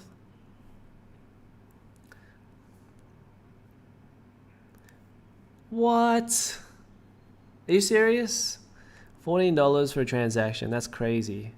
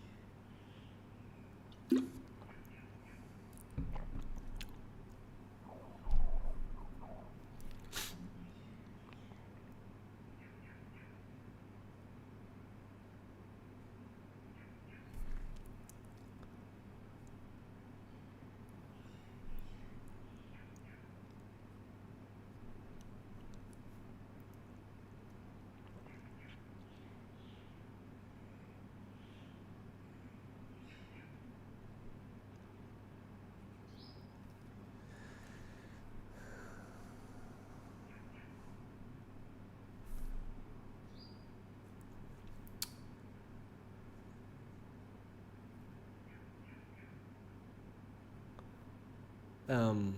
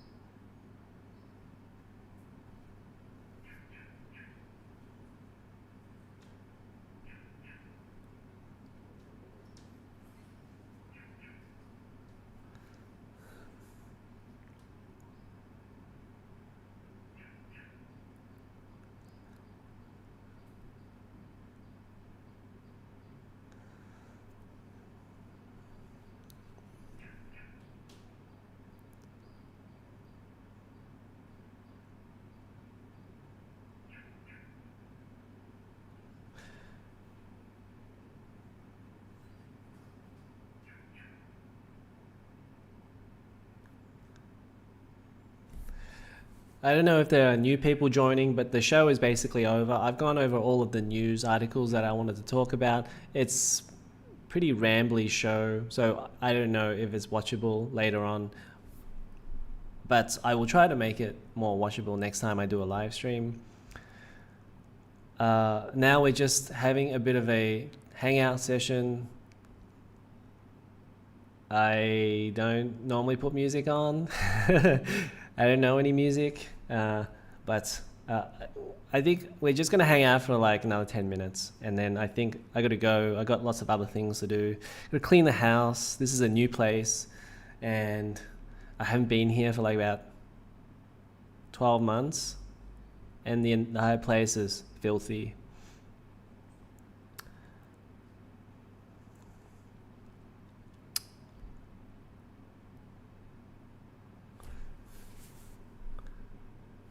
Oh yeah. You know what I saw yesterday? I saw the 1070s go for $500 where I am. 1070. I mean, at this point, why wouldn't you sell? I mean, it makes $2 a day, I think. The Ether is at its peak, $3 a day.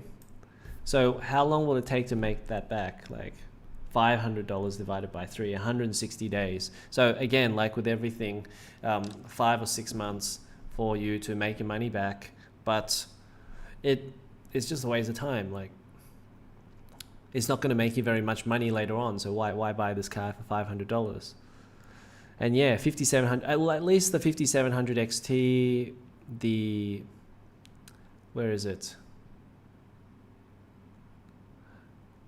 Yeah, it's 55 mega hash per second, so it's as good as a 3060 Ti. And yeah, I would get a 5700 XT for $1,000 if the 3060 Ti is also going for the same. I mean, I wouldn't buy it, but I can see why they've would have paid $1,000 for it. Hey, Hardcore Hardware, I think you should buy that 1080 Ti. That has a hash rate of like 40 something mega hash per second.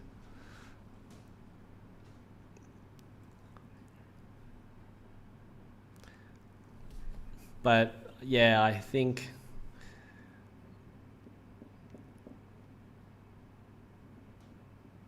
I think it's a bit high. Like I wouldn't do it. It's not at the price where it's an easy decision to just go, yep, buy this.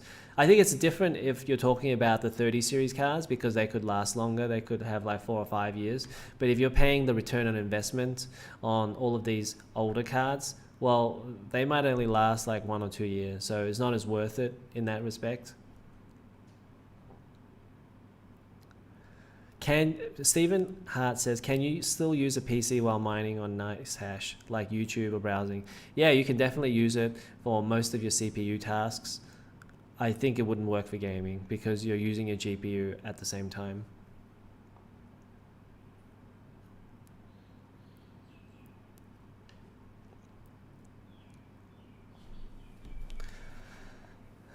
But it seems like everyone is talking about mining now. I did not expect to be talking about mining on a gaming channel, but here we are.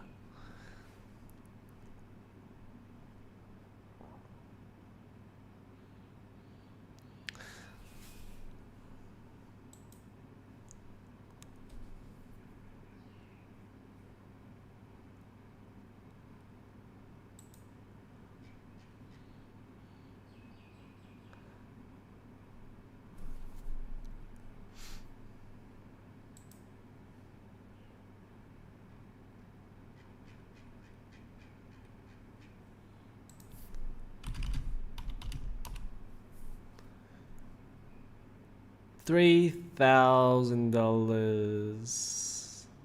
I think I should just sell my 3090.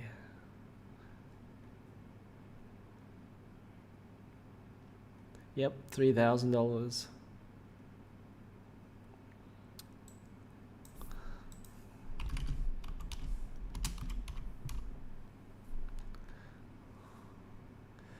$1,300. Because the 3060 hash rate is getting reduced, then you're killing off all of these older GPUs as well. And NVIDIA don't care because they're going to sell you a new 3060 Ti with half the hash rate. So for them, they're like, okay, miners, go and buy these GPUs at these crazy prices. Imagine if you bought a 3060 Ti for like $399.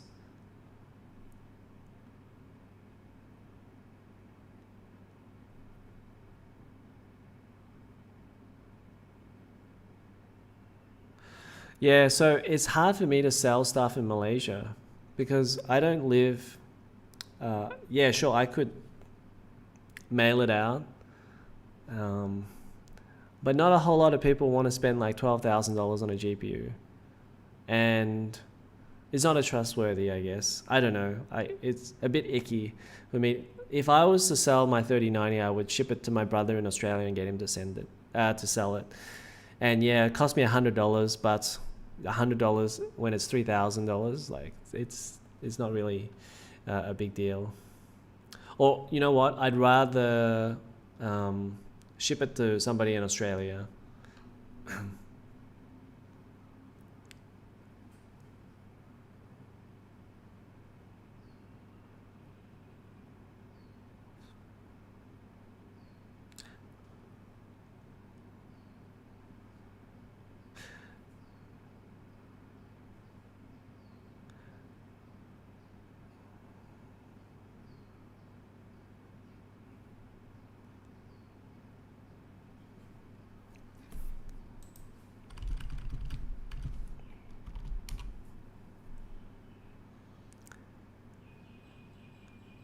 The 3070 is going for exactly the same price.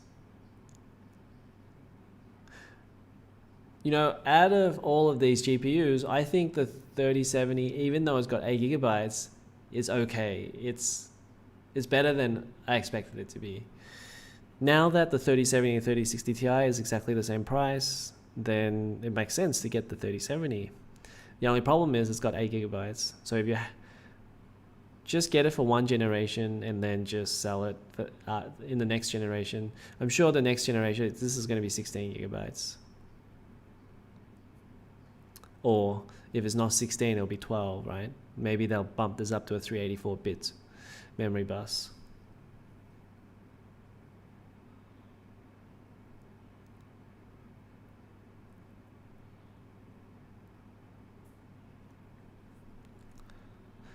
Yeah, Stephen, most of the miners are going to keep these old 30 cards if they can get around this limiter. And I don't expect NVIDIA to put the limiter on these older cards. So these 30 series cards are going to be off the market for like at least 4 or 5 years.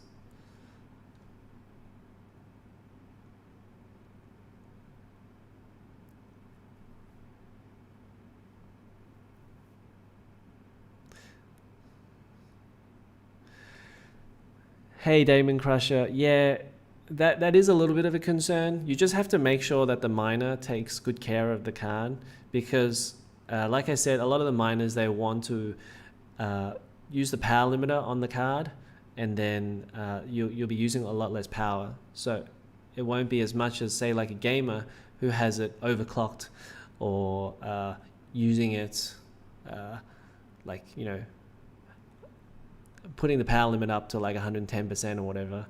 Or even like say on the Asus ROG Strix, the 3080, it does like 480 watts of power, which is totally insane. But I think if you have a proper miner and you know they've got a big mining farm, they usually take care of their GPUs. You can just ask them if they underclocked. I mean, of course they're going to say they underclocked it and all that sort of thing.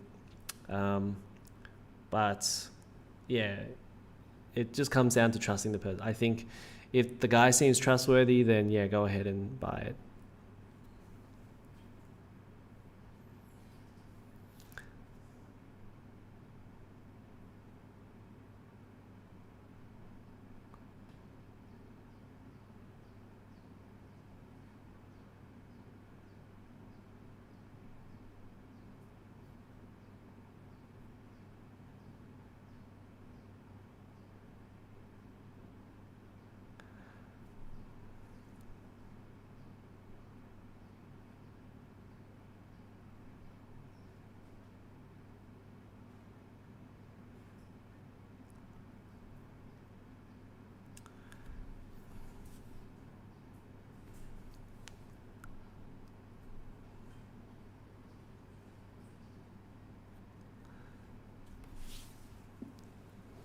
Yeah, I replied my thoughts on the whole 3060 limiter issue in that previous video, but essentially it's a problem that NVIDIA cannot solve because it's a distribution problem.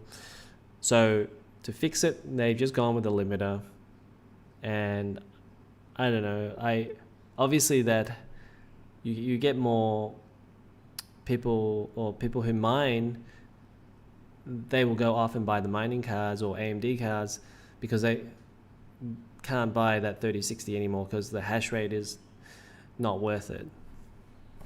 So yeah, gamers will get more cards, but the fact is that this card shouldn't have a limiter on it. That just blows my mind that you can just kill a card off like that. As in, I guess if there are other ways around, you know, getting people this product where you don't have to limit the card, then why don't you go and do that? But they won't do that because it's too expensive for them to go, you know, distribute the cards evenly and fairly.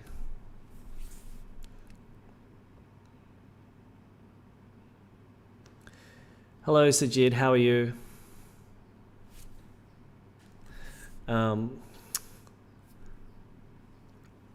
This is pretty much the end of the live stream. I'm sorry. I'm about to go, but now there's more people coming in. Uh-oh.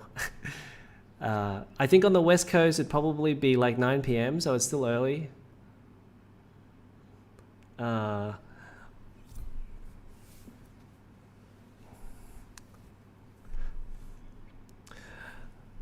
Yeah, I totally agree. Hardcore hardware. This sets a dangerous precedent. Well, effectively, we already know that they're changing the device ID numbers, so they're more than likely going to put this hash limiter on these other cards now.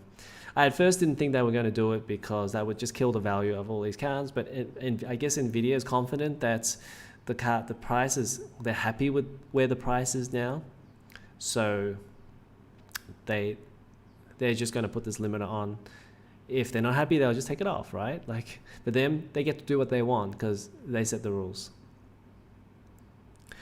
Exactly, Stephen. Exactly that the lottery system seems to work well.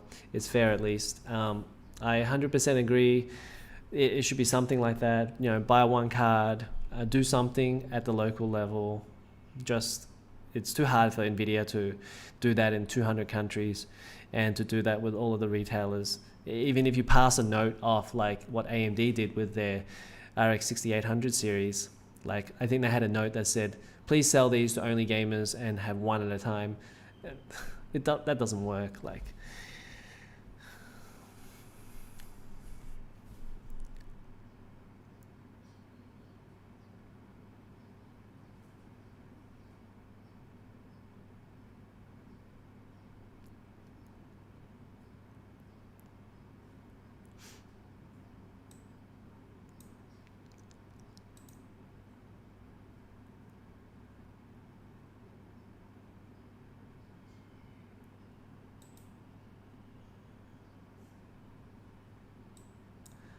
I just wanted to check if the chat here is updating better than my iPad chats, so I'll know for next time.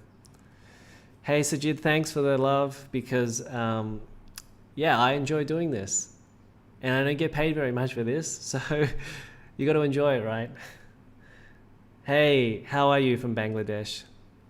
I've never been there, but yeah, I wouldn't mind going.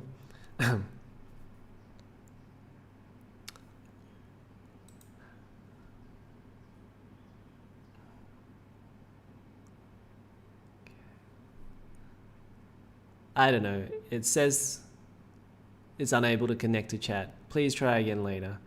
I know a lot of people were saying that the chat was delayed. I don't know how to fix it. Oh look, pop out chat. Oh, okay. All right. I'll do this for next time. But yeah, again, I've been working with one monitor. I need to get another monitor.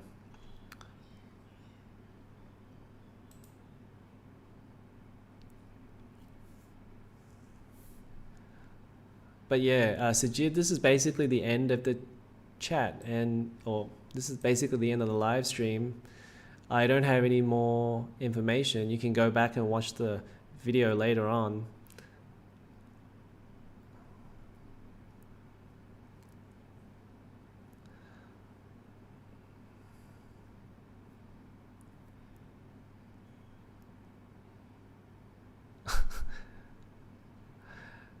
Yeah, I want to go home.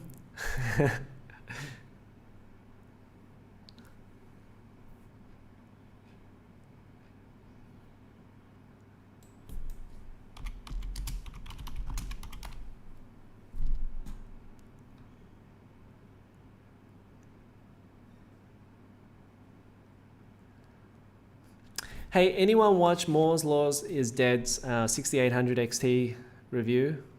I only listened to the conclusion, and sometimes he can seem like an AMD fan, but I think his conclusion is really good. So if you don't want to watch the whole thing, then yeah, maybe just check out the conclusion. It's like 10 minutes long anyways, enough for a video. And I have to agree with him because these are expensive cards, and I don't think people should be buying these cards for like $1,000 unless, say for example, you're mining and you get the money back and it costs you $500.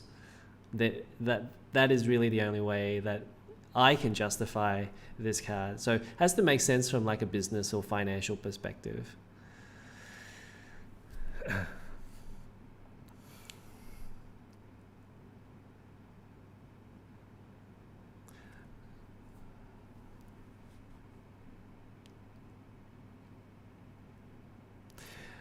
Yeah, he's really, really fair to both AMD, NVIDIA, Intel. People don't see it because maybe they just see the thumbnail, and I'll get to that in a sec. But like, he's generally pretty fair to both sides, and he ripped NVIDIA when they did the 3060 CMP cards. So, and he said Ampere was good. So I think the only thing really is that sometimes he has these thumbnails where they may seem one-sided to like NVIDIA or AMD. But other than that, like generally his content, I like his content.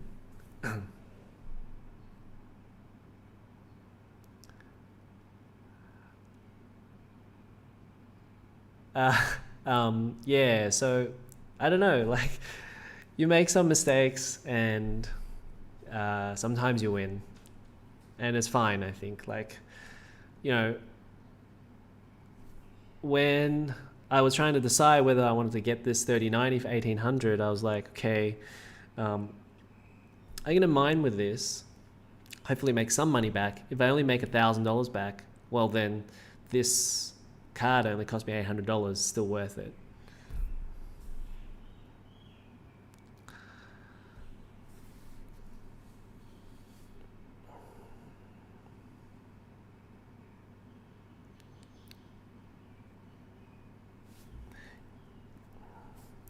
Yeah, one thing about Moore's laws is that other people or other commentators, like myself, for example, is that his take is really good. Like it's very clean take. I like to say that people have clean takes, and he has a really clean take all the time. And there's a narrative to a story, and people can follow it.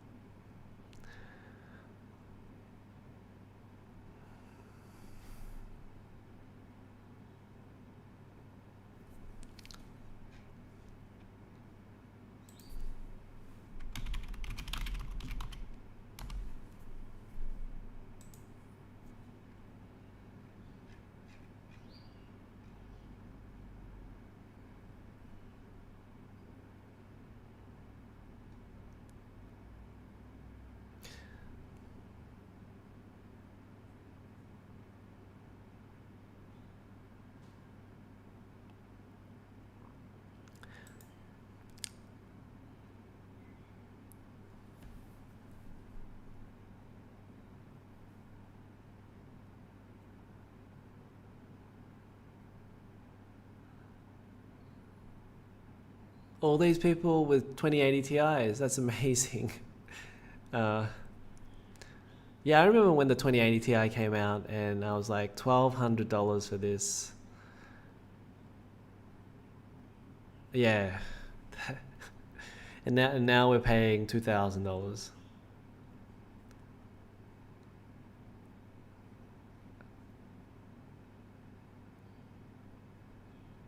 Um, I gotta say, there's kind of two levels to this, uh, and it's probably something that Nvidia shouldn't listen to. Okay, on the one level, yeah, it's definitely too expensive to have $1,000 graphics cards compared to even say like you're building a PC. This has become the most important component in your PC by far now. Like everything else doesn't matter anymore. Like um, you can buy it before.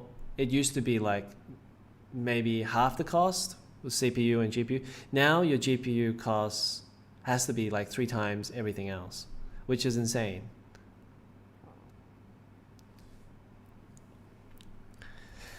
Yeah, I used to listen to his podcast, but then I kind of dropped off a bit. Just too many other podcasts to listen to. But yeah, his podcast was really good. Now, going back to what I was going to say was there were two aspects to it. Yes, it's too expensive to have these $1,000 graphics cards compared to like everything else that you have to buy. But I will say that just from a use case, and don't tell NVIDIA this, from a use case perspective, I use my PC literally every single day. Maybe not to game every single day, but I'm using the PC every single day. I'm literally sat at my PC at least for 4 hours every single day. So would I pay $2,000 or $3,000 for a PC over 5 years? Yeah, I think that's $500 a day. I use it more than my fridge. I use it more than like anything else, more than a TV. Yeah, actually I find it interesting that I wouldn't buy a TV now for like $3,000, but I would definitely buy a computer for $3,000.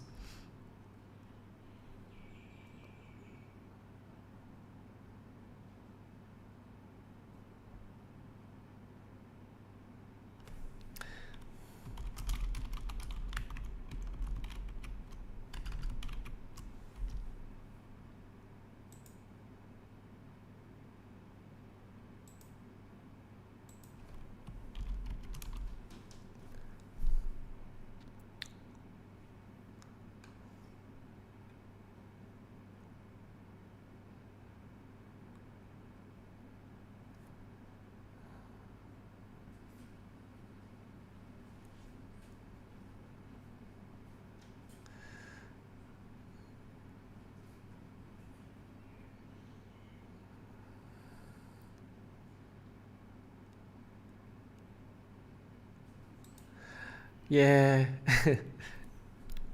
When the price creep happens, yeah, I don't really want to think about a GPU for like $3,000. Okay, good. 2000. I think 2000 US would have been really expensive for the 2080 Ti, but that's just me.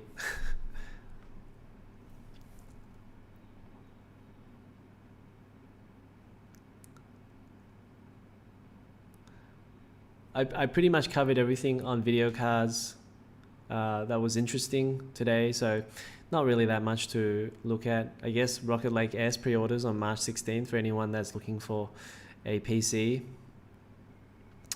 Oh, by the way, like I've done a couple of videos on Rocket Lake, and so yeah, I feel like I'm a bit behind in covering news and that, but it'll pick up as soon as I do these couple of things for the 3090. But I'm feeling I might drop back on some of the news coverage. I know that doesn't sound good right now, but the reason is that I got quite a lot of GPUs right now, so I may as well cover the GPUs. I think until maybe towards the later end of the year, maybe I'll pick back up on the news and stuff. But I have a 3090, 3080, 3070, and I mean, I could just run benchmark videos and then that would be enough for like the entire year. And the problem with me doing news videos previously was that I would rush home from work and then it'd be about 8 o'clock. And then I'd be panicking the whole time, trying to get my take out there before other people also bring out their video as well. And then there was just a lot of stress trying to do it quickly. And so there were some videos where I wouldn't appear in it. And that's because I couldn't be bothered setting up all the cameras and stuff. So this is way more relaxed. This is so cool, like to do a live stream and then I can just ramble on for 2 hours.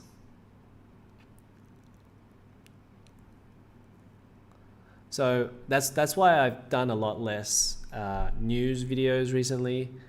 And also, if you're just doing news, I found like you have to get your news story out there first. So if you're a day or two later, then it's just what's the point? People can just watch something else. Well, I will say I'm not a big fan. Well, I'm not a big fan. Like it feels like work to bench a game. So I'd rather play a game. If I'm benching a game, then I am taking care of too many variables, like making sure that it's running exactly the same way as it did last time. I don't even know like what the proper procedure for benching a game is. Like, do I have to run exactly the same location, do exactly the same things when I'm benching? Because I think that's what all of these other benching videos do. Like if they're playing a racing game, well, a racing game's easy, like you're just running on the same track. But if you're playing like Assassin's Creed Odyssey, then you have to go and kill the same enemy every single time to get the proper bench. What is my day job? My day job is a civil engineer. So, but I'm actually supposed to be at work right now. But there's a family business, so I can just take some time off here and there. And my wife knows that I'm doing videos and stuff, so if there's no work at work, then I'll just come and do this. But honestly, I'm so over engineering, which is why I'm trying to improve other things, like people skills and stuff right now, before I go back to Australia in case I have to get a job, right? Like a real person. But you know, after having done this for a year, I would advise, unless you already have a base, or unless you are a professional, then it's really difficult. Or maybe you're super entertaining, then you could do it. Or maybe you're super informative, like a professional, then you can do this. But to do it for a year, there's a lot of stress. You don't get paid very well. Yeah, I don't think this is fun though. This is really fun to do videos and stuff. But you don't get paid very well.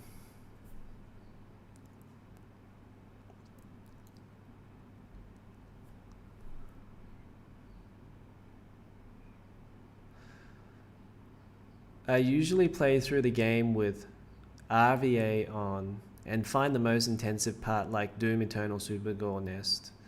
Reviewers don't even really do that, to be honest. Yeah, a lot of these benchmark tests, they just run through the start, which I totally understand, because like if you have to bench 30 games, then you probably haven't played 30 games. Like you haven't gone through the whole game to find what the most intensive part is. So I'm sure like a lot of these developers, they want to get the start right because they know that it's going to get benched, and so it's got to do well in benchmarks.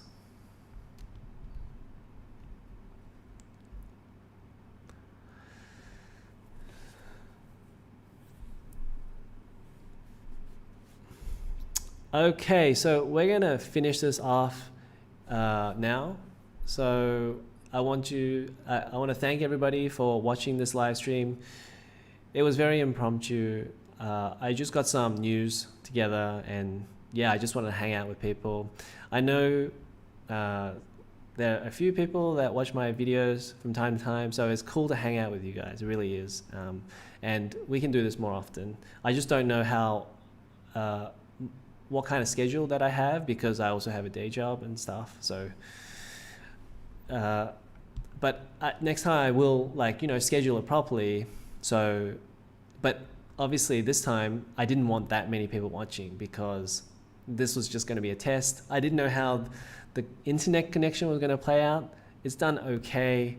It's been just 2 dropouts, which, yeah, it's that's I prefer no dropouts, but it is what it is. It's always going to drop out here.